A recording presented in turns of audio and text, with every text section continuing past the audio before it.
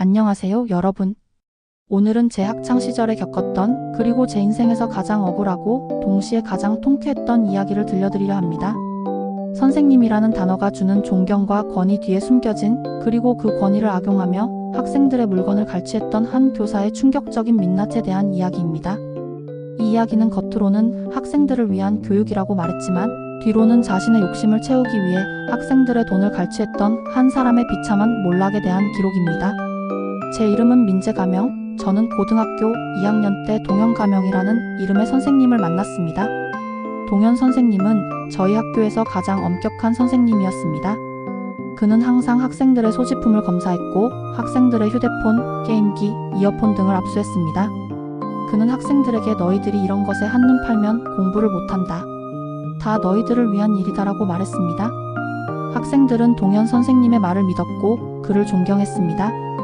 저 역시 그를 존경했고 그가 저희를 위해 좋은 선생님이 되려고 노력하는 줄 알았습니다.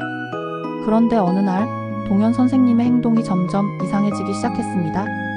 동현 선생님은 학생들의 물건을 압수할 때마다 이건 내가 보관하고 있을 테니 나중에 졸업하면 찾아가라고 말했습니다. 하지만 졸업식 날이 되었을 때 압수당한 물건들을 찾아가려고 한 학생들은 충격적인 사실을 알게 되었습니다. 동현 선생님은 학생들의 물건을 모두 분실했다고 말했습니다. 학생들은 동현 선생님의 말에 충격을 금치 못했습니다. 저는 동현 선생님의 행동에 의심을 품기 시작했습니다. 그리고 저는 동현 선생님의 행동을 추적하기 시작했습니다. 저는 동현 선생님이 평소에 자주 방문하는 중고거래 사이트를 찾아냈고 충격적인 사실을 알게 되었습니다. 동현 선생님은 학생들이 압수당한 물건들을 그곳에서 팔고 있었습니다. 저는 동현 선생님의 추악한 민낯을 알게 되자 큰 분노가 치밀어 올랐습니다. 저는 이대로는 안 되겠다고 생각했습니다.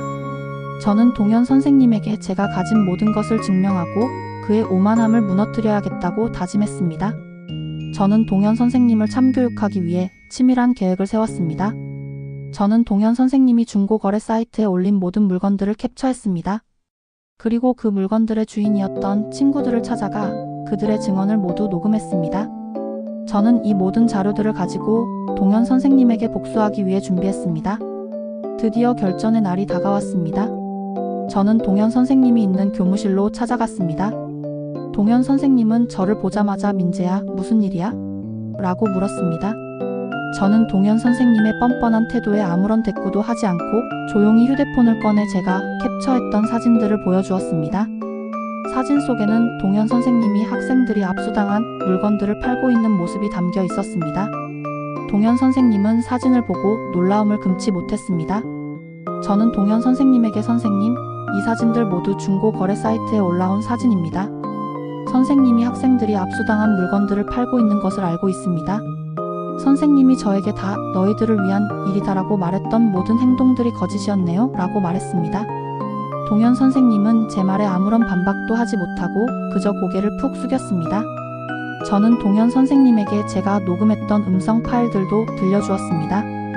음성 파일 속에는 동현 선생님이 이건 내가 보관하고 있을 테니 나중에 졸업하면 찾아가라고 말했던 목소리가 담겨 있었습니다. 동현 선생님은 음성 파일을 듣고 충격을 금치 못했습니다. 저는 동현 선생님에게 선생님은 학생들의 신뢰를 배신했습니다. 선생님이 저지른 모든 범죄 행위에 대해 책임을 지셔야 합니다 라고 말했습니다. 동현 선생님은 제 말에 민재야, 한 번만 봐줘. 내가 잘못했어 라며 눈물을 흘렸습니다. 하지만 저는 그의 사과에 진정성이 없다는 것을 알고 있었습니다. 저는 그에게 선생님, 이제 와서 사과해봤자 소용없어요? 선생님이 학생들에게 줬던 상처는 평생 잊지 못할 거예요 라고 말했습니다. 동현 선생님은 결국 자신이 저지른 범죄가 탄로 났고 그는 경찰에게 횡령죄로 처벌받게 되었습니다. 그는 교사로서의 모든 명예를 잃었고 모든 것을 잃은 채 비참한 삶을 살게 되었습니다. 저는 그에게 선생님의 행동은 학생들에게 깊은 상처를 남겼습니다. 선생님이 한 행동을 평생 잊지 않고 반성하길 바란다고 말했습니다. 이 이야기는 우리에게 깊은 교훈을 줍니다. 권위라는 가면 뒤에 숨겨진 추악한 민낯을 직시해야 한다는 것을 말입니다. 그리고 자신의 욕심 때문에 다른 사람에게 상처를 주는 행동이 얼마나 잘못된 것인지 말입니다. 저의 이야기가 다른 사람들에게는 정의를 실현하는 용기를 주고 범죄를 저지르려는 사람들에게는 경고가 되기를 바랍니다. 오늘 이야기는 여기서 마치겠습니다. 감사합니다.